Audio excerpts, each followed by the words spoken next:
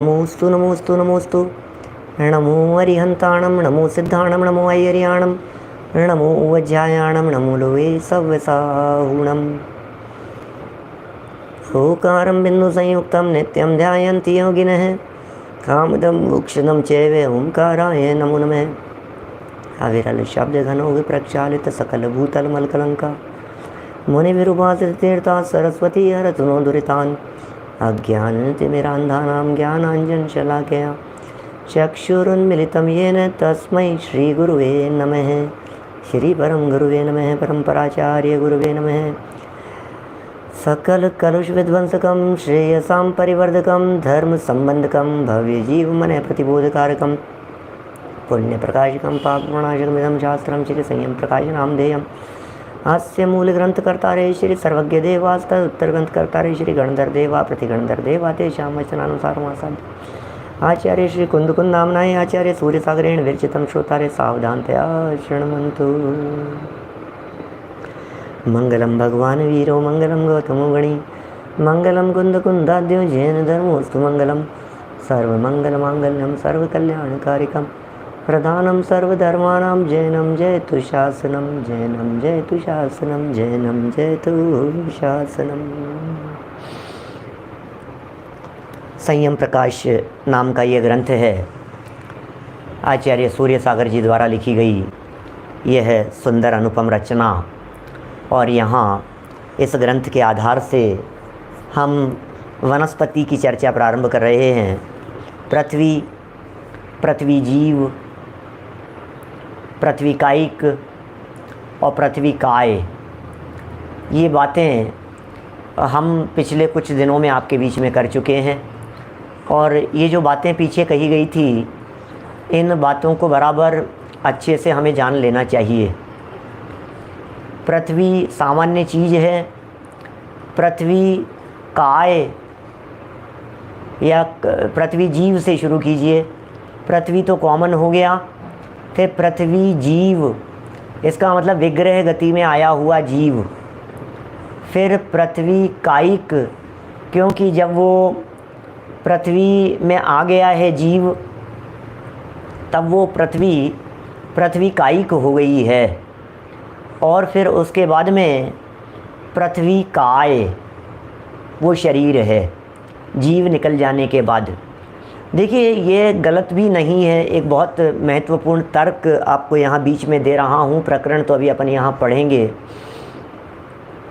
जिस जीव ने देवगति की आयु पूरी कर ली और मर करके उसको पृथ्वी में जाना है, तो रास्ते में उसके कौन सी आयु चलेगी? बोलो, अब रास्ते में क्या है? वो रास्ते में वो जीव पृथ्वी है या देव है या दोनों ही नहीं है? क्या कहें उसे?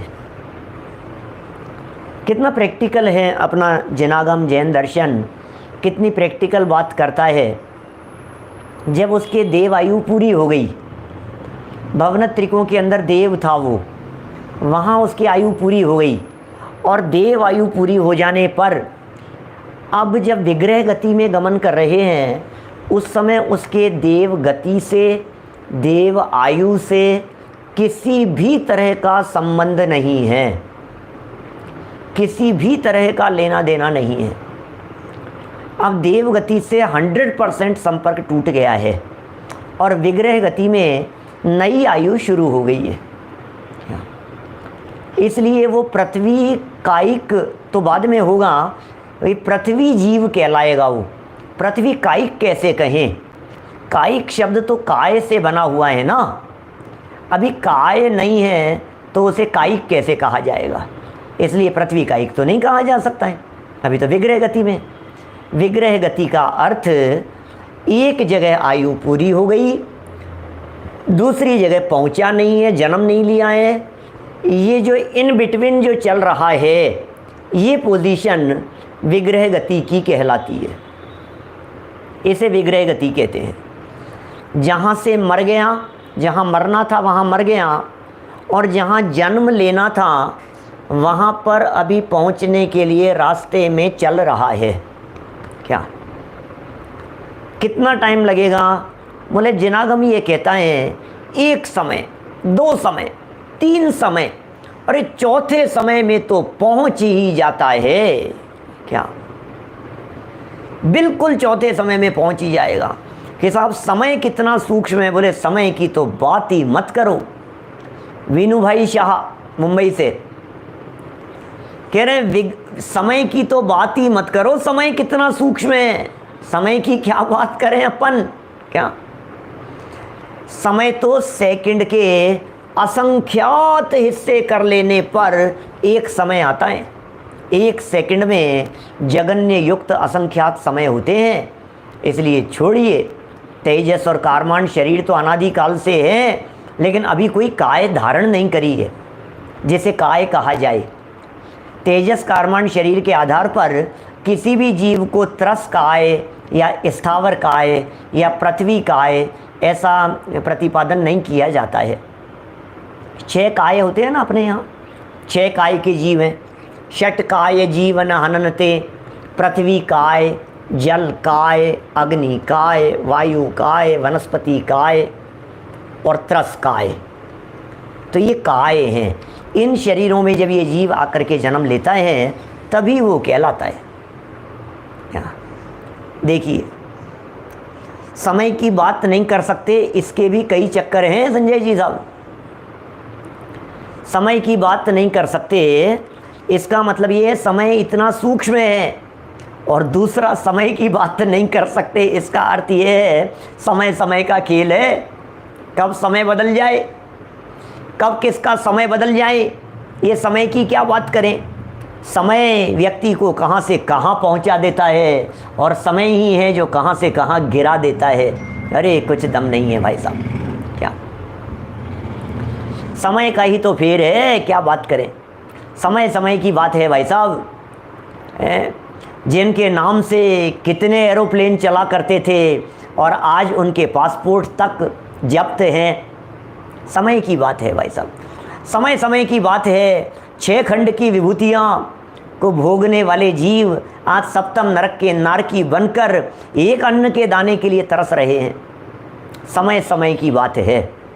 एक वो समय था जब 365 दिन भोजन बनने के लिए 365 तरह के रसोइये लगते थे, और आज वो समय है कि 365 दिन में से एक भी दिन एक अन्न का दाना नसीब नहीं है। ये समय का ही तो फेर है। समय नहीं लगता समय बदल जाने में। इसलिए समय की बात तो छोड़िए भाई साहब, समय बहुत बलवान हुआ करता है। समय के बलवान की जब कभी चर्चा चले तो ऐसा समझ लेना काल लब्धि की वैल्यू बतला रहे हैं।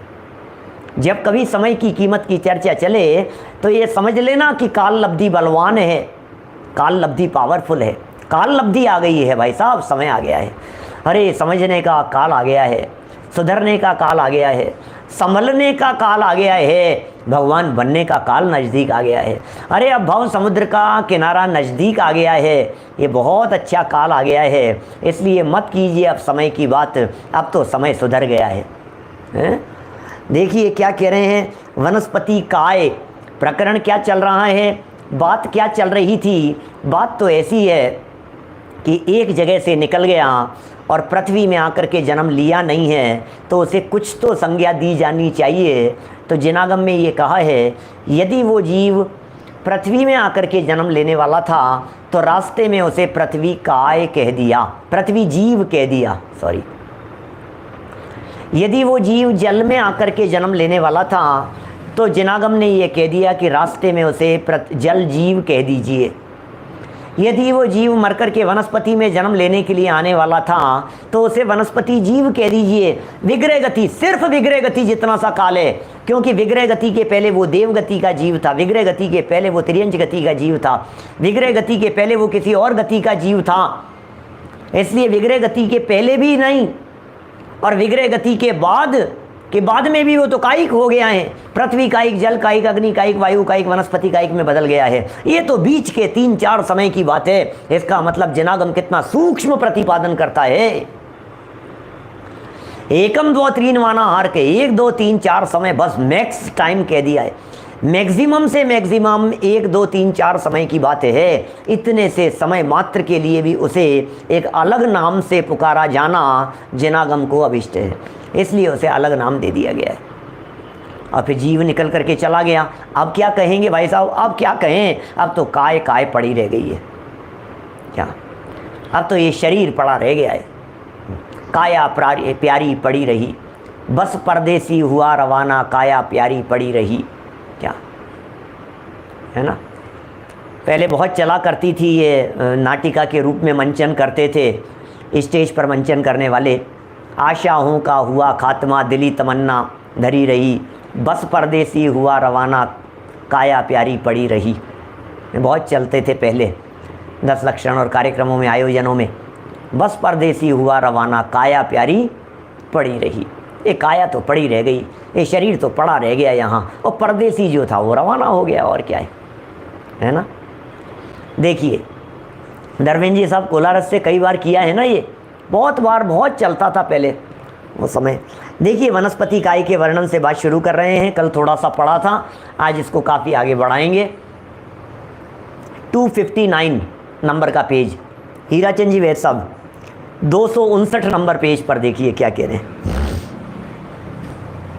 शंका से देखिए, वनस्पति कायिक जीव के सहनन क्यों नहीं होता, इसके सहनन क्यों नहीं होता। बेचारे सर्दी सह रहे हैं, गर्मी सह रहे हैं, बरसात सह रहे हैं, भूख प्यास, सर्दी गर्मी, ओला पड़ रहा है, कभी कुछ तूफान आ रहा है, कितना सहन करते हैं बेचारे। इतना सब सहन करते हैं तो क्या इनके सहनन नहीं है क्या, पहाड़ों के इनके सहनन नहीं है क्या, पृथ्वी कायिक जीवों के इनके सहनन नहीं है क्या, क्या वनस्पति कायिक जीव के जीवन में सहनन नहीं है। देखो कह रहे हैं उत्तर, जिस जीव के स्थावर नाम कर्म के भेद वनस्पति नाम कर्म का उदय रहता है। स्थावर नाम कर्म का भेद है, वनस्पति नाम कर्म का उदय रहता है, उसके संहनन नाम कर्म का उदय नहीं रहता। माने जिसके वनस्पति कर्म का उदय होगा, जिसके स्थावर कर्म का उदय होगा, जिसके एकेंद्रीय कर्म का उदय होगा, उस जीव के संगनन नहीं होता। क्योंकि ये वाक्य कल अपन ने पढ़ा था, क्योंकि स्थावर नाम कर्म, क्योंकि स्थावर नाम कर्म और संघनन नाम कर्म के परस्पर शीतोष्ण की तरह विरोध है, सर्दी गर्मी की तरह, क्या दिवस रात्रि की तरह विरोध है, अंधकार प्रकाश की तरह विरोध है। जहाँ प्रकाश होगा वहाँ अंधकार नहीं होगा, जहाँ दिन होगा वहाँ रात नहीं होगी, रात दिन, प्रकाश अंधकार, शीत उष्ण, इस तरह का विरोध है। एक के सद्भाव में दूसरे का अभाव अवश्यम भावी है, इस तरह का विरोध है। संगनन नाम कर्म के उदय से, अब थोड़ा आगे बढ़ते हैं, संगनन को समझा रहे हैं।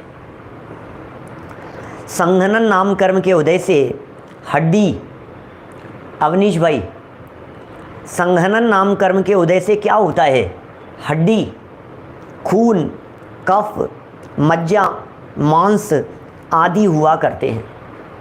क्या ये संघनन नाम कर्म के उदय से होते हैं। ये सब हड्डी, खून, मांस, मज्जा आदि ये सब सहनन नाम कर्म का उदय है। अतएव संघनन नाम कर्म का उदय त्रस जीवों के होता है, न कि स्थावर जीवों के। क्या संघनन नाम कर्म का उदय किसके होगा, त्रस जीवों के ही होगा, स्थावर जीवों के नहीं होगा सहनन नाम कर्म। इसलिए पृथ्वी का एक जीवों के सहनन नहीं होता, वनस्पति का एक जीवों के सहनन नहीं होता, वैक्रियक शरीर में भी नहीं होता। क्या वैक्रियक शरीर में भी संघनन नहीं होता, क्या होती होंगी, लेकिन ये सब जो है ना सप्त धातु रहित शरीर है, इसलिए ये सब उनमें वैक्रियक शरीर में भी नहीं है। वैक्रियक शरीर भी सप्त धातु रहित शरीर कहलाता है। वहाँ रोग नहीं होते, बीमारियाँ नहीं होती वैक्रियक शरीर में। इसी तरह का शरीर है वैक्रियक शरीर। हमारे जैसे शरीर में विकृतियाँ होती है, इस तरह की विकृतियाँ वैक्रियक शरीर में नहीं होती, देवों में भी नहीं, नारकियों में भी नहीं। त्रस जीवों के शरीर भक्षण करने योग्य इसीलिए नहीं है कि उनके शरीर में मांस होता है। त्रस जीवों के शरीर में इसका विशेष कथन गोमट सार से जानना चाहिए। विशेष कथन गोमट सार से जान लो। स्थावर जीवों का शरीर जब प्रासुक हो जाता है, जब स्थावर जीवों का शरीर प्रासुक हो जाता है, तब भक्षण करने योग्य है, तब खाने योग्य है। कब? जब शरीर प्रासुक हो जाता है स्थावर जीवों का। अभी त्रस्त जीवों का शरीर प्रासुक नहीं होगा कभी भी कि त्रस्त जीव थे इसको शरीर को प्रासुक कर लो, अरे वो तो मांस का ही बना हुआ है। 2 इंद्री 4 इंद्री पंचेंद्री जीवों का शरीर, मनुष्य त्रियंचियों के शरीर की बात कर रहे हैं क्या?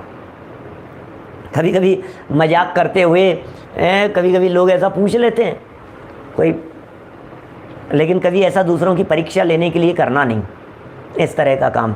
इस बुद्धि को व्यभिचारिणी बुद्धि कहकर के पुकारा गया है बनारसी दास जी द्वारा। कभी किसी विद्वान की निंदा नहीं हो, कभी किसी विद्वान को नीचा नहीं देखना पड़े, कभी किसी विद्वान की परीक्षा करने के लिए प्रश्न नहीं करें। जिज्ञासा भाव से खूब प्रश्न करें, 1-2 नहीं 50 प्रश्न करें, लेकिन किसी विद्वान को नीचा दिखाने के लिए देखते हैं देखें इनको पता है या नहीं है, और फिर उनको पता नहीं था, फिर आप उनकी दूसरी जगह 4 लोगों के बीच में उनकी निंदा करो। नहीं भाई, ये शोभा नहीं देता है। किसी भी विद्वान के साथ में इस तरह का व्यवहार करना शोभा नहीं देता है। नहीं आता तो नहीं आता, जिनागम अथाह है, इसमें क्या हो गया? हजारों लाखों करोड़ों प्रकार की बातें हैं। हो सकता है सूक्ष्म से सूक्ष्म विषय भी पता हो और इतना पता नहीं हो कि पृथ्वी का एक जीव की आयु कितनी है। नहीं है तो नहीं है, इसमें क्या हो गया? पर नारी संग पर बुद्धि को परखी वो, ये बनारसी दास जी ने परिस्त्री सेवन, निश्चय परिस्त्री सेवन के संबंध में इतना सुंदर वाक्य लिखा है। क्या? पर नारी संग, किसका नाम है पर नारी संग? किसका नाम है पर स्त्री सेवन? बोले पर बुद्धि को परखी वो, दूसरे की बुद्धि को परखना, ये पर स्त्री सेवन कहलाता है। मैं आपको बात कहूं, एक विद्वान से यदि आपको किसी एक प्रश्न का उत्तर मिल गया है, ध्यान देना, किसी एक विद्वान से एक प्रश्न का उत्तर मिल गया है तो आप दूसरे विद्वान से वो प्रश्न नहीं पूछेंगे। और यदि आपको संतुष्टि नहीं हुई है, उसके लिए पूछना ही चाहते हैं, तो जिस विद्वान से आपने प्रश्न किया है उन्हें विधि पूर्वक पूरा व्यवस्थित रीति से बताइए कि यह प्रश्न पहले हमने इन विद्वान से किया था और इन्होंने इसका यह जवाब दिया है, हमने ऐसा पढ़ा था, उन्होंने ऐसा जवाब दिया है, फिर हमने उनसे भी पूछा, उन्होंने भी इस तरह का जवाब दिया, लेकिन हमें बैठ नहीं रहा है, आप इस संबंध में क्या कहेंगे? ये पद्धति है पूछने की। जबकि होता क्या है, आप 4 विद्वानों से पूछते हैं, फिर चारों विद्वानों के अंदर आपस में लड़ाने की बात करते हैं। एक विद्वान ने अलग अपेक्षा से जवाब दिया, दूसरे विद्वान को क्या पता था कि उसने अपनी अपेक्षा से बात कह दी। अब आपने कहा वो ये कहते हैं, वो ये कहते हैं। अरे भाई, जब आपने दूसरे से पूछा था तो उसको बताना चाहिए था ना कि पहले विद्वान की अपेक्षाएं।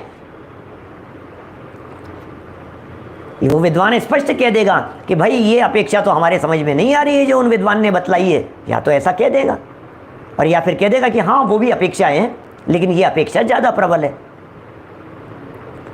वाचना, प्रचना, अनुप्रेक्षा, आमनाय, धर्मोपदेश, ये स्वाध्याय के 5 अंग हैं। मैं प्रचना की कला सिखा रहा हूँ। प्रचना कैसे?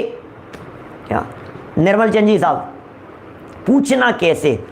हमें अपना अज्ञान अंधकार मिटाने के लिए पूछना है या फिर हमें दूसरों को गिराने के लिए पूछना है, दूसरों को नीचा दिखाने के लिए पूछना है? ज्ञानावरणी कर्म बहुत ज़बरदस्त घात करने वाला है। क्या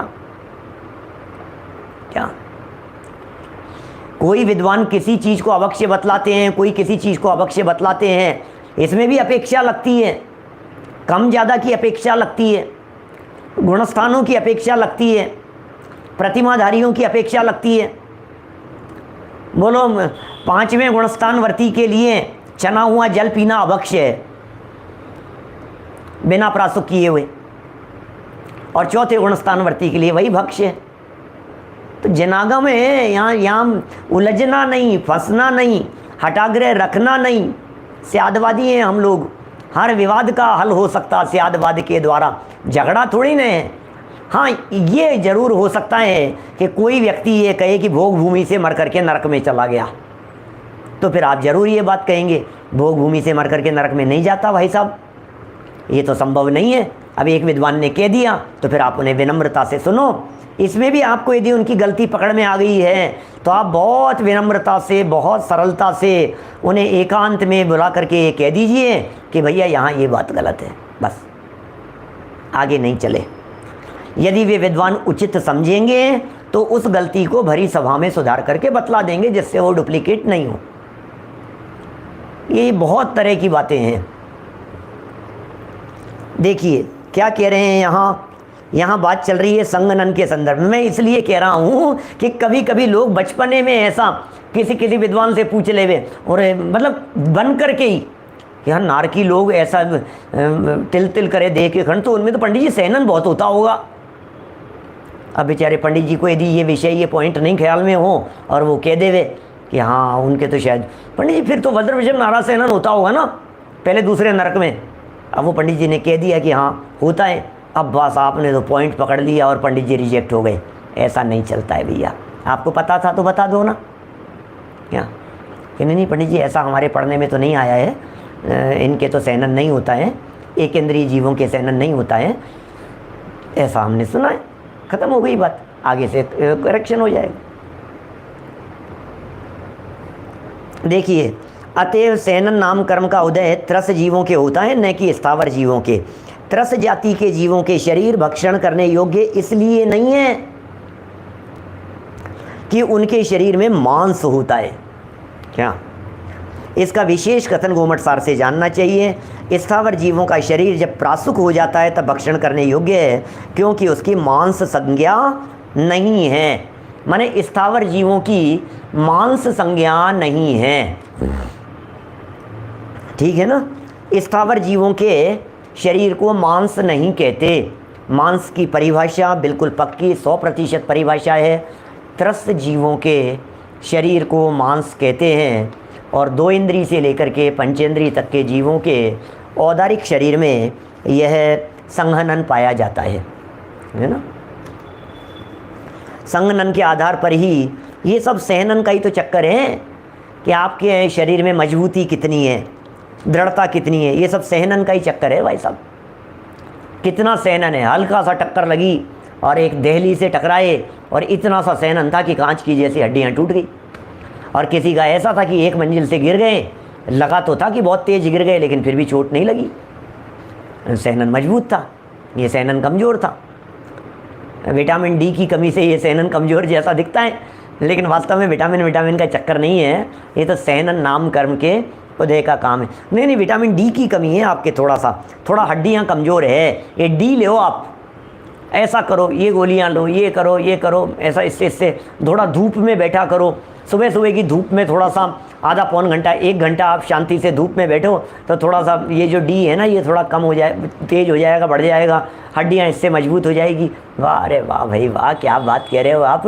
कौन सी हड्डियाँ और कौन सी मजबूती की बात कर रहे हो। यहाँ तो सहनन नाम कर्म की बात कर रहे हैं। सारा डिपार्टमेंट सहनन कर्म ने संभाल रखा है, पूरा का पूरा डिपार्टमेंट नाम कर्म ने संभाल रखा है। हम कौन से डॉक्टर की भाषा पढ़ रहे हैं। हमारे ये सर्वज्ञ परमात्मा जो डॉक्टर हैं, ये भाषा यहाँ पढ़ाई जा रही है। क्या कैल्शियम की कमी, इसकी कमी, उसकी कमी, क्या क्या कमियों की बात कर रहे हैं आप। यहाँ कमियों का सवाल नहीं है। देखो यहाँ तो परिपूर्ण तत्व दिखाएंगे भैया।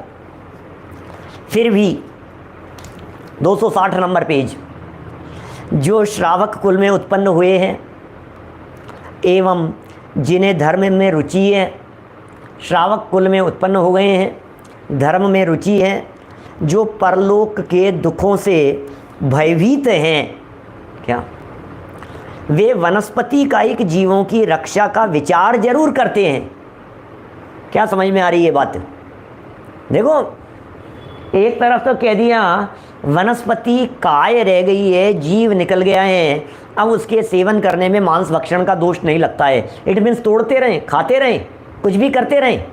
क्या देखो ये कह रहे हैं जिन्हें धर्म की में रुचि है, जिन लोगों की धर्म में रुचि है, क्या जो परलोक के दुखों से भयभीत हैं, कोई बात नहीं।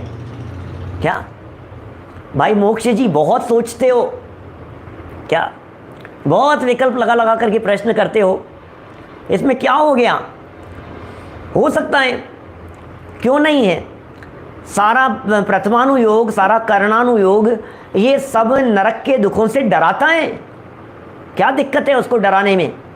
एक अनुयोग डराएगा, डरा डरा करके। टोडरमल जी साहब ने मोक्ष मार्ग प्रकाशक 8वें अधिकार में लिखा, अरे ये शैली है इस तरह की, इस जीव को पाप से डराकर, नरकादिक का भय दिखाकर धर्म मार्ग में लगाते हैं। ये शैली है, 8वें अध्याय को देखें, मोक्ष मार्ग प्रकाशक। इस तरह की शैली है, कोई दिक्कत नहीं है उसमें। डराएंगे भी, अरे नहीं डराएंगे तो ढीठ है, ये तो डरता ही नहीं है। तो कहेंगे अरे नरक जाना है क्या तुझे, डांट लगा करके कहेंगे, तब जा करके हो नहीं जाऊंगा, नहीं करूंगा अब पाप, अब नहीं करूंगा, सॉरी सॉरी। तो अब ये बच रहा है ना उससे, तो कैसे बचा रहे हैं उसको? नरक का डर दिखा रहे हैं, त्रियंज का डर दिखा रहे हैं। अरे यदि पंच परावर्तनों की चर्चा विस्तार से न करे तो इसके माथे पर से तो झूने ही रहेंगे भाई साहब। ये तो इतने कठोर चित्त हो गए क्या? ये लिखते हैं टोडरमल जी साहब 20 नंबर पेज, मोक्ष मार्ग प्रकाशक का प्रकरण 20 नंबर पेज पर लिखते हैं, अरे जिस संसार भय से तीर्थंकर आदिक डरे, क्या शब्द दिए हैं, तीर्थंकर आदिक छोड़ करके चले गए। ये जगत के प्राणी कितने सुभट हैं, क्या डरते नहीं हैं? कैसे सुभट हैं, चिकने घड़े जैसे हो गए हैं। इन्हें कितना कहते हैं, अरे आलू खा रहे हो नरक जाओगे, अरे ये शराब पीते हो क्या करते हो तुम, नरक निगोद में जाओगे। डर ही नहीं लगता है, इसको डराना पड़ता है। अरे डर नहीं होता है तो ये व्यक्ति छोड़ता नहीं है, डर से छोड़ता है पाप। जगत का स्वरूप इसी तरह का है, क्या करें। संजीव जी साहब दिल्ली से क्या कह रहे हैं, देखो, इस जीव को यदि पुलिस का डर नहीं हो तो चोरी से नहीं डरे। इस जीव को यदि फांसी की सजा का डर नहीं हो तो कुछ भी करे। ये जो कानून सजा दे रहा है, इस डर के आगे बच रहा है।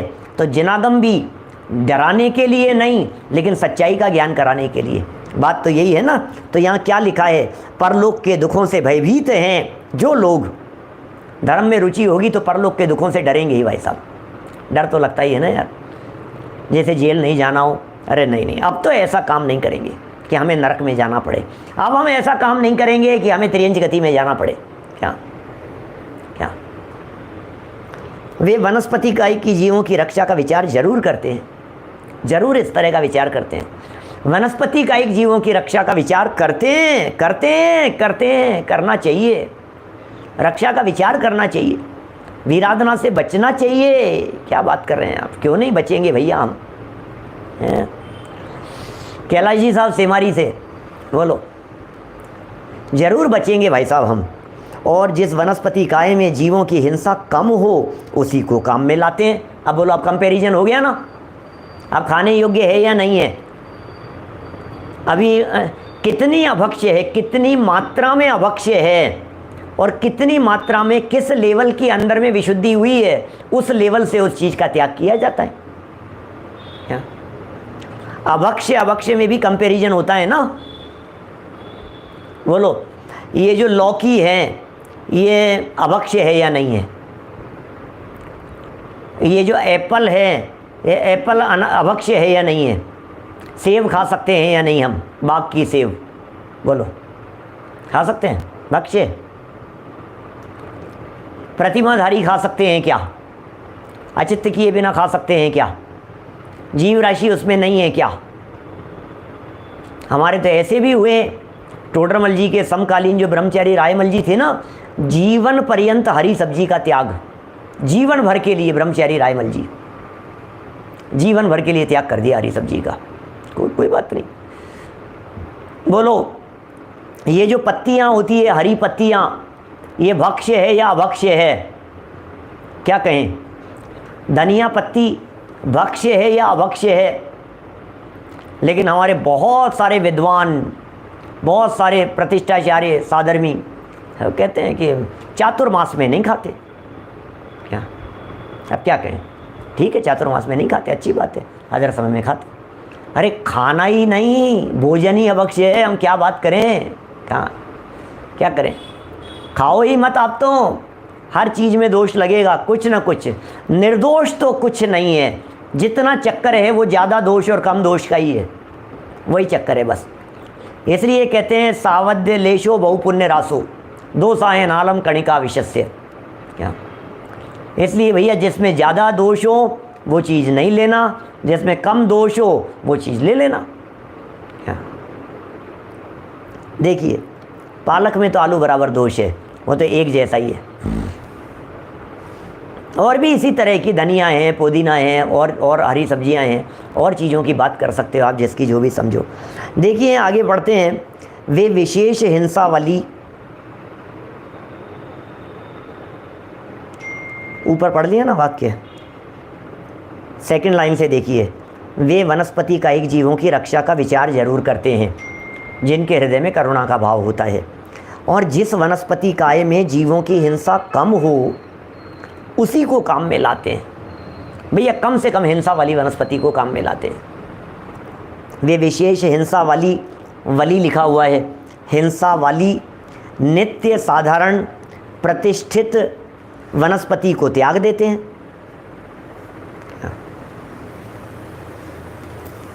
इसका त्याग क्यों किया जाता है, यह कथन श्री आदि पुराण के पर्व 38 में निम्न श्लोकों द्वारा स्पष्ट किया है। चलिए पढ़ने का ज़्यादा है, समझने जैसी चीज़ें कम हैं, जरा देखिए। प्रवाल पत्र पुष्पादे हैं पर्वणि व्यपरोपणम न कल्पतेद्य तज्जानाम जंतूनाम नो नाभिद्रहाम संत्येवानंतशो जीवा हरितेष्वंकुरादिषु निगोता इति सार्वज्ञं देवास्माभिः श्रुतं वचः तस्मान्नास्माभिराक्रान्त मद्यत्वित्वद् ग्रहांगणं क्रतोपहार माद्राद्रः फलपुष्पांकुरादिभिः। ये शायद डबल पा इसमें दिख रहा है, चेक करना चाहिए मूल में है कि नहीं है। इति तद्वचनात् सर्वान् सोभिनन्द्य दृढ़व्रतान् पूजयामास लक्ष्मीवान् दानमानादि सत्कृतैः। क्या आज पर्व के दिन आदि पुराण का प्रसंग है, भरत जी के संदर्भ में चर्चा होगी। ऋषभ देव और भरतेश्वर स्वामी आदि पुराण में इसी की चर्चा की है। आदि पुराण और बाद में लिखा गया उत्तर पुराण। तो आदि पुराण में चर्चा हुई ऋषभ देव स्वामी की, और उत्तर पुराण में चर्चा हुई बाकी के 23 तीर्थंकरों की। आज पर्व के दिन नए कोपल पत्ते तथा पुष्पादिकों का घात हम लोग नहीं कर सकते। आज पर्व का दिन है, इसका मतलब आज चतुर्दशी है, आज पर्व का दिन है, इसका मतलब आज अष्टमी का दिन है। क्या माने समझ रहे हैं आप? और कुछ बिगाड़ न करने वाले ऐसे उन पत्तों तथा फूलों में उत्पन्न हुए जीवों का घात भी नहीं कर सकते। कैसा क्षत्रियों के हृदय में भी, भरत जी जैसे चक्रवर्तियों के हृदय में, महापुरुषों के हृदय में किस तरह का करुणा भाव आता है। नहीं भैया, चलते होंगे, हो सकता है कदाचित पुष्पादिक का घात कभी हो जाता हो उनके माध्यम से। जैसे मान लीजिए जिनके गार्डन है, पेड़ रखे हुए हैं, घास है, काटनी पड़ती है। अब कोशिश तो यही होनी चाहिए कि नहीं कटे, नहीं काटी जावे, हैं, विचार रखें, विवेक रखें, बहुत उसके संबंध में सावधानी रखें। लेकिन कम से कम मैं ये कहना चाहता हूँ, अष्टमी चतुर्दशी का तो ध्यान रखा जा सकता है। आज अष्टमी का दिन है, आज हम ये आरंभ का काम नहीं करेंगे। आज चतुर्दशी का दिन है, आज हम ये विशेष पाप का काम नहीं करेंगे। ये तो हो सकता है ना यार, सोची जा सकती है ना। फिर देखिए, हे देव, अंकुरे आदि हरित काय में निगोद राशि के अनंत जीव रहते हैं। जो अंकुरित हो गए हैं ऐसे हरित काय वगैरह में निगोद राशि के अनंत जीव रहते हैं। इस प्रकार भगवान सर्वज्ञ देव के वचन हमने सुने। ये भरतेश्वर स्वामी कह रहे हैं या उनके भक्त कह रहे हैं उनसे, हे देव, उनसे कह रहे हैं हमने इस प्रकार के वचन सुने हैं, इनमें अनंत जीव राशि है, निगोद राशि अंकुरित हरित पदार्थों में, इसलिए उनका सेवन नहीं करना। इसलिए अत्यंत गीले ऐसे फल पुष्प और अंकुरे आदि से सुशोभित ऐसा आपके घर का आंगन आज हम लोगों ने नहीं खूंदा, अर्थात ये खुंदा शब्द पहले भी आया था, मुझे बतलाया प्रदीप जी हैं एक, कहाँ से हैं ये तो मुझे ध्यान नहीं है, लेकिन उन्होंने कहा कि ये जो खुंदा शब्द का जो प्रयोग हुआ है पंडित जी, कल ही आया था शायद, कल के प्रवचन में ही मेरे ख्याल से, और मैंने खुंदा शब्द को खुदा के अर्थ में प्रयोग किया कि भाई ये खुदा हुआ है, खुदा हुआ है। लेकिन यहाँ भी ये बात स्पष्ट हो गई है, खुंदा शब्द का जो प्रयोग है, खूंदा, ये जो शब्द का प्रयोग है, ये विशेष रूप से पृथ्वी काय के उस चीज़ के लिए है जहाँ मिट्टी वगैरह बहुत होती है, धूल उछलती है, उड़ती है, और इस तरह का जहाँ काम होता है उसे खुंदा शब्द से पुकारा जाता है। धुंधा बोलते हैं, वो भी है धुंधा, है ना। उसके हम ऊपर होकर नहीं आए, माने ये सब बहुत दिख रहे थे, उसके ऊपर होकर के नहीं आए। पाँव से रोंदना, इसके लिए भी हो सकते हैं प्रयोग, पैरों से रोंदना वगैरह, उसके लिए भी इस तरह के प्रयोग होते हैं, मिट्टी वगैरह में इस तरह के प्रयोग होते होंगे। कारण कि आज पर्व का दिन था, क्या माने आज पर्व का दिन था, इसलिए हमें विशेष रूप से सावधानी का विकल्प आया, इसलिए हमारे मन में विशेष रूप से ये भाव आया, हमें इसमें सावधान रहना चाहिए। देखिए, इस प्रकार उनके वचन सुनकर ऐश्वर्यशाली राजा भरत ने, जो चक्रवर्ती थे, व्रतों में दृढ़ रहने वाले, उनकी प्रशंसा की और दान मान आदि सत्कार करके उनको सम्मानित किया। आपको पता है ये प्रसंग, इसको आगे पीछे के प्रसंग को यदि हम देखेंगे तो शायद हो सकता है इससे रिलेटेड ही प्रकरण है आदि पुराण का, जिसमें भरत जी ने ब्राह्मण मत की स्थापना की है। ब्राह्मण मत किसने चलाया? ब्राह्मण मत का शुभारंभ किसके द्वारा किया गया? तो भरत जी के द्वारा किया गया है ब्राह्मण मत का शुभारंभ। क्या मारीची ने 363 चलाए और भरत जी ने ब्राह्मण संप्रदाय चला दिया। और क्यों चला दिया? बोले ये ब्रह्म के प्रति, माने आत्मा के प्रति, माने जीवों के प्रति विशेष सावधानी रख करके चर्या करते हैं, इसलिए इसे ब्रह्मचर्य कहते हैं। क्या इनको ब्राह्मण कहते हैं? ब्राह्मण ब्रह्म की विशेष सावधानी, आत्मा की विशेष सावधानी, जीवों के प्रति विशेष करुणा का भाव जिनके हृदय में वर्तता था, वे ब्राह्मण कहलाए। उन्होंने कहा ये जो धार्मिक प्रवृत्ति वाले लोग हैं, ये आराधना वाले लोग हैं, ये पूजा पाठ धर्म कर्म करने वाले लोग हैं, ये अपने को भी आत्मा मानते हैं, और जगत में ऐसे घास पर चलने के लिए जिन्होंने मना कर दिया है, हम नहीं चल सकते हैं, हम इनके ऊपर चल करके नहीं आए हैं। मैंने वो प्रसंग ऐसा था, उन्होंने बुलाया, कुछ ऐसा प्रसंग ध्यान आता है, उन्होंने बुलाया इस तरह का, क्या, और वे बुलाया, सब लोग आ गए फटाफट, और ये बहुत सारे लोग काफ़ी देर से आए। बोले आप इतना देर से क्यों आए? कि नहीं, ये रास्ता तो शॉर्ट था, लेकिन यहाँ घास वगैरह थी, तो हम लंबे रास्ते से उधर से आए, आज पर्व का दिन है और हम उधर से नहीं चल करके आए। तो फिर उन्होंने ऐसे लोगों को ब्राह्मण संज्ञा से संबोधित किया, देखिए आप, और उनको विशेष रूप से उनको दान दिया, मान दिया, उनका सत्कार किया, उन्हें सम्मानित किया। देखिए, और भी कहा है, सामने पूछे लाल मिर्च खा सकते हैं क्या? खा सकते हैं लाल मिर्च, लेकिन सूखी हुई वाली, गीली लाल मिर्च नहीं। लाल मिर्च यदि गीली है तो हरी सब्जी के अंतर्गत आएगी, हरी मिर्च तो हरी है ही, लाल मिर्च भी यदि गीली है तो वो लाल नहीं है, वो भी हरी है। गजब हो गया भाई साहब, लाल मिर्च भी हरी है,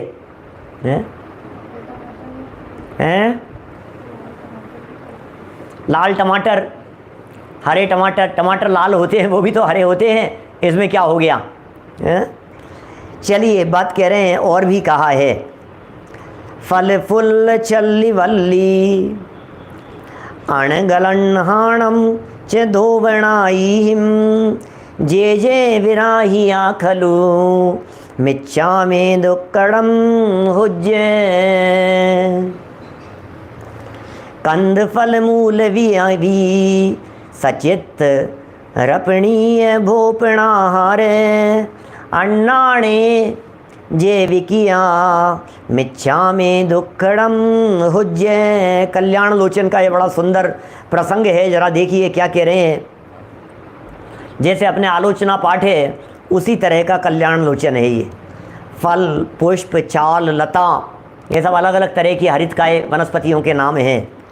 आदि को काम में लाने में विराधना हुई हो तथा बिना चने जल से स्नान करने में विराधना हुई हो और बिना चने पानी से वस्त्रादि धोने में जो जीवों की विराधना हुई हो, उन सब से होने वाले मेरे सब पाप मिथ्या हों। ओह, मेरे सारे पाप मिथ्या हों। इन सब में क्या क्या करने में, जल से स्नान करने में, बिलछानी करने में, बिना छने जल से स्नान कर लिया, बिना छने जल से पानी से कपड़े धुल गए। अब सोचो आप, इसलिए क्षमापना कितनी ज़रूरी है, प्रतिक्रमण कितना ज़रूरी है। मिथ्या हो माने भावना भा रहे हैं कि हे भगवान मैं भविष्य में उससे बचूं, इसका नाम है मिथ्या हो। प्रतिक्रमण पाठ, आलोचना पाठ कितनी होती है भाई साहब। हम छने हुए पानी से नहाते हैं, हम छने हुए पानी से कपड़े धोते हैं, सारा काम छने हुए पानी से करते हैं, लेकिन हमारे कपड़े ड्राई क्लीन होकर के आते हैं। अब बोलो क्या करना है, वो ड्राई क्लीनर छान करके कपड़े धोता होगा छने पानी से। अब क्या करोगे आप, धोबी के यहाँ कपड़े जाते हैं, क्या करोगे आप। प्रेस होने के लिए, प्रेस वाले के लिए आपके कपड़े चले गए और प्रेस होकर के आ गए। अब वो प्रेस वाला जब उसके अंदर पानी के छींटे लगाता है, मग्गा हाथ में लेकर के पानी से भरा हुआ, तो वो क्या करता है, वो क्या, जब आप वॉशरूम के अंदर फ्लश यूज करते हैं, क्या मतलब बहुत बातें हैं। जितना निभ सके उतना निभाइए, भावना भाइये। ये कह रहे हैं यहाँ भाई साहब कितने कितने दोष होते हैं हमारे माध्यम से, क्या बोलो क्या कहें।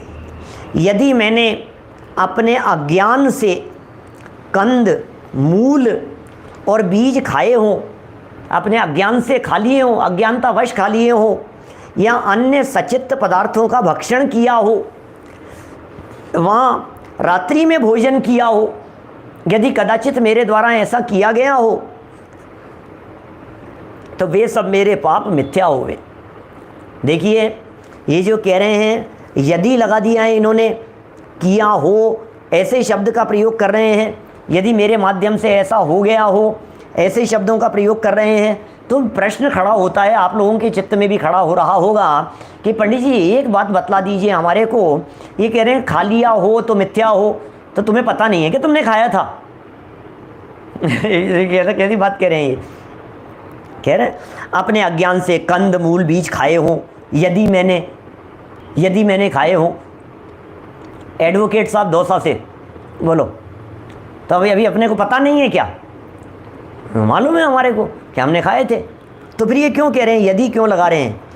अन्य सचित्त पदार्थों का भक्षण किया हो, वहाँ रात्रि में भोजन किया हो। अब रात्रि में भोजन किया होगा और पता नहीं होगा, ऐसा कैसे होगा, बोलो ऐसा कैसे होगा। तो ये कह रहे हैं भैया किया हो का अर्थ ये है करने का भाव आ गया हो। रात्रि भोजन तो नहीं किया हमने, लेकिन रात्रि में भोजन करने का भाव आ गया था, तो प्रतिक्रमण में उस भाव की निंदा की जा रही है, उस भाव का प्रतिक्रमण किया जा रहा है। ये जो दोष हमारे माध्यम से लग गया है, हे भगवान मेरा वो दोष मिथ्या हो, हे प्रभु मैं नहीं खाना चाहता था, नहीं करना चाहता था भाव ऐसे, उस भाव को यहाँ लगाना चाहिए, तो वे सब मेरे पाप मिथ्या होवे। इस प्रकार आचार्यों ने वर्णन किया है, मूलाचार प्रदीप में कहा है।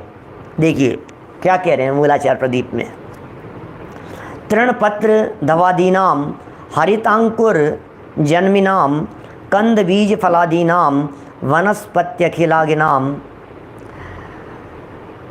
पदाद्यर्मदनम नूनम छेदनम वातिपीड़नम स्पर्शनम वा न कुर्वन्ति कारयन्ति न संयतः। संयमी चारित्रवान मनुष्य जो संयमी है, चारित्रवान है, तृण तिनका, घास पत्ते पेड़ तथा हरे अंकुरों को उत्पन्न करने वाले कंद बीज और फलादि सब प्रकार के वनस्पति कायिक जीवों को पैरों से नहीं कुचलते। पैरों से नहीं कुचलते का अर्थ पैर पर पैर नहीं रखते उसके ऊपर, इसका नाम है पैरों से नहीं कुचलते। और न छेदन करते हैं, एवं यंत्र वगैरह में नहीं पेलते, उन्हें यंत्रों में भी नहीं पेलते, यहाँ तक कि वे उसे स्पर्श तक नहीं करते, और न ऊपर लिखे कार्य किसी दूसरे से कराते हैं। वनस्पति में जीव हैं, ये बिना जीव के नहीं होते। इस बात का शास्त्रों का प्रमाण द्वारा समर्थन करते हैं। माने वनस्पति में जो जीव है ना, वो बिना जीवों के नहीं होते, माने जीव होते ही होते हैं उनमें, वनस्पतियों में। वीय फल कंद मूला छिन्नाणी मला चौदमा होंती। मूलाचार पिंड 484 नंबर में कह रहे हैं अंकुर होने योग्य गेहूं वगैरह बीज। क्या अंकुर होने योग्य, क्या क्या बात कह रहे हैं भाई साहब? जो अंकुरित होने योग्य गेहूं बीज वगैरह हैं, आम हैं, फल हैं और कंद मूल से सचित हैं, जो कि 14 मल दोषों में आए हैं। इस तरह का वर्णन आया है। सचित पद्म पत्रादौ क्षिप्तम निक्षिप्त संगीतम सचितेनाब्ज पत्रादि नवृतम पिहिताशनम। वीर नंदीकृत आचार सार अध्याय 8 47वां श्लोक था ये। तोड़ा हुआ कमल का पत्र सचित है। अब देखना एक और बात विशेष कह रहे हैं, तोड़ा हुआ कमल का पत्र। अब वो पत्र तो सचित है, कमल का पत्ता बड़ा होता है, काफ़ी बड़ा, और वो सचित है। इस पर भोजन रखना या ढकना, बोलो। इसके ऊपर भोजन को रखते भी नहीं है और इससे भोजन को ढकते भी नहीं है। सचित है कि किस लेवल पर जाकर के हरित काय से बचने की बात कर रहे हैं, बोलो। कितनी सावधानी वाली बात हो गई है। ये जो है ना अपने धर्मस्थल, क्या केले के पत्ते पर भोजन कराते थे पहले, तो अभी तो पता नहीं मेरे को, हैं केले के पत्ते पे कराते हैं भोजन। साउथ इंडिया में सब जगह केले के पत्ते पर। तो ये कह रहे हैं यहाँ पर उसी के संबंध में बात कह रहे हैं। यदि आपके समझ लीजिए अष्टमी का दिन है, 14 का दिन है, हरित काय का यदि आपके त्याग है, तो फिर आप नहीं सेवन करेंगे उसका, उसके ऊपर नहीं लेंगे आप। यह सचित्त निक्षेप नामक अतिथि संविभाग व्रत का अतिचार है। क्या क्या अतः सिद्ध है कि फल पुष्प और पत्रादि सचित्त हैं। माने ये सब इनको सिद्ध किया है कि वे सचित्त ही हैं, इसीलिए जनागम में इन सब बातों का निषेध किया गया है। प्रकरण थोड़ा सा लंबा है, देखो थोड़ा सा और पढ़ लेते हैं, फिर कल पढ़ेंगे। कितने प्रमाण प्रस्तुत करते हैं, कितने प्रमाण प्रस्तुत करते हैं, एक ही एक बात के लिए प्रमाण पे प्रमाण धरे जाते हैं। महाराज साहब क्या किया है आपने, क्या विद रेफरेंस बात करते हैं, कोई भी बात अपने घर की नहीं लिखते हैं, सारी बातें आगम प्रमाण से प्रस्तुत करते हैं। उसके बावजूद भी जगत के जीव नहीं माने तो भैया फिर जनवाणी की बात ही नहीं मानो तो हम क्या करें? क्या अब आप यदि जनवाणी की बात को स्वीकार नहीं करो तो फिर क्या करें हम? देखो कहा भी है, हरितांकुर बीजाम्बू लवणाद्य प्रासुकम त्यजन। सागार धर्मामृत 7वें अध्याय की ये पंक्ति है। पंचम प्रतिमाधारी दयालु श्रावक, 5वीं प्रतिमाधारी है, दयालु है। अग्नि में नहीं पके हुए हरे, जिन्हें अग्नि में नहीं पकाया गया है। अंकुर जो बोने से पैदा हो सकें, ऐसे हरे बीज गेहूँ आदि पानी और नमक आदि शब्द से, माने और शब्दों में कंद मूल पत्र फल पत्र करीर आदि पदार्थों का त्याग करता है, अर्थात अप्रासुक हरे पदार्थों को नहीं खाता, वह सचित्त व्रत श्रावक कहलाता है। माने सचित्त त्याग प्रतिमाधारी की बात है। 5वीं प्रतिमाधारी व्यक्ति जो है वो इनका सेवन नहीं करता है, ये अप्रासुक हैं। ये इन्हें जब तक प्रासुक नहीं होंगे, माने हरी सब्जी भी वो जब तक गर्म पानी में से नहीं निकाली है, उसे मतलब अग्नि में जब तक वो नहीं पकी है तब तक उसका सेवन वो नहीं करेगा। गेहूँ आदि भी जब तक वे अंकुरित होने की योग्यता रखते हैं तब तक वो सेवन करने योग्य नहीं है। वे अंकुरित होने योग्य नहीं बचें तब फिर वे सेवन करने योग्य होते हैं। भाव संग्रह 597 नंबर के श्लोक में कहते हैं, फल मूलाम्बु पत्राद्यम नाशनात्य प्रासुकम सदा सचित्त विरतो गेहि दयो मूर्तिर्भवत्यसौ। जो श्रावक सचित्त फल मूल जल पत्र शाक आदि नहीं खाता, वही सचित्त विरत 5वीं प्रतिमा वाला समझना चाहिए। और भी कहा है, और पढ़ लो, थोड़ा सा और पढ़ लेते हैं। है ना। एक दो श्लोक और पढ़ लेते हैं, देखो इस पेज को कर लेते हैं पूरा। फल कंद मूल वीयम अणग्गिपक्कम तु आमकम किंची नच्चाणे सृणीयम नवीय पांडच्यंती ते धीराः। मूलाचार 59 नंबर श्लोक। अग्नि से नहीं पके ऐसे कंद मूल बीज फल तथा अन्य भी जो कच्चे पदार्थ हैं उन्हें अभक्ष्य जानकर, अब लो इन कच्चे पदार्थों को अभक्ष्य कह दिया। लौकी कच्ची है, अभक्ष्य है। अरे क्या बात कर रहे हो आप हैं? धीर वीर मुनिराज खाने की इच्छा नहीं करते। और भी कहा है, 3-4 लाइन है और देखो पढ़ लेते हैं इसे। मूला बीजा यथा प्रोक्ता फलकाद्याद्रकादयः न भक्ष्या दैव योगाद्वा रोगिणाप्यौषध गिच्छलात् तद्भक्षणे महापापं प्राणी संदोह पीडनात् सर्वज्ञाज्ञा बलादेतद् दर्शनीयम दृग्गिभिः। लाठी संहिता 81 नंबर का श्लोक। मूल बीज फल और अदरक आदि वस्तु सचित कच्चे नहीं खाने चाहिए। जो कदाचित देव योग से बीमार हो जावे, देखो ये सब कच्चे नहीं खाने चाहिए। क्या क्या कह रहे हैं? मूल फल बीज आदि कुछ भी सचित कच्चे नहीं खाने चाहिए। कदाचित बीमार हो जावे, 5वीं प्रतिमाधारी के लिए है वैसे तो ये बात। और वैद्य औषधि में बतावें तब भी नहीं भक्षण करें। वैद्य जी ने बताया तब भी मत खाओ आप, क्योंकि उसके खाने से महान पाप बंद होता है, जीवों के समूह की हिंसा होती है, सर्वज्ञ भगवान की आज्ञा का भंग होता है। कारण कि भगवान ने कहा है कि कच्चे फलों तथा बीजों में अनेक निगोदिया की राशि रहती है, अतएव उनके खाने से सर्वज्ञ की आज्ञा भंग करने का भी महान पाप होता है। बहुत सारे श्लोक प्रश्नोत्तर श्रावकाचार्य के आधार पर यहाँ प्रस्तुत किए हैं। कल श्लोक पढ़ते हुए चर्चा को आगे बढ़ाएंगे। इन सब का त्याग तो किया, लेकिन इन सब का त्याग करके अपने आप को धर्मात्मा नहीं समझ लेना चाहिए।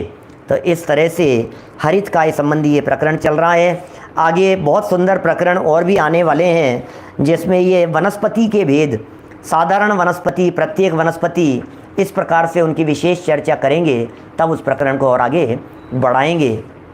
जैसी कि ग्रुप पर सूचना दिख रही है, हमारे ग्रुप में रोज़ाना ही रहते थे, लाइव रहते थे अजय पाटनी जी ग्वालियर से, उनका देवलोक गमन हो गया है। ये पूरा परिवार, स्वाध्याय ग्रुप, स्वाध्याय परिवार, ये सब उनके अल्पकाल में मुक्ति की कामना करता है। वे आत्मार्थी व्यक्ति, स्वाध्यायी व्यक्ति अल्पकाल में सिद्धालय में जाकर के विराजमान हों, ऐसी हमारी मंगल भावना है। जिनवाणी स्तुति पूर्वक 9 बार नमोकार मंत्र। जावाणी के ज्ञान ते सुझे लोकालोक, सोवाणी मस्तक नमो सदा देत हूँ ढोक, सदा देत हूँ ढोक। 9 बार नमोकार मंत्र। नमो सदा।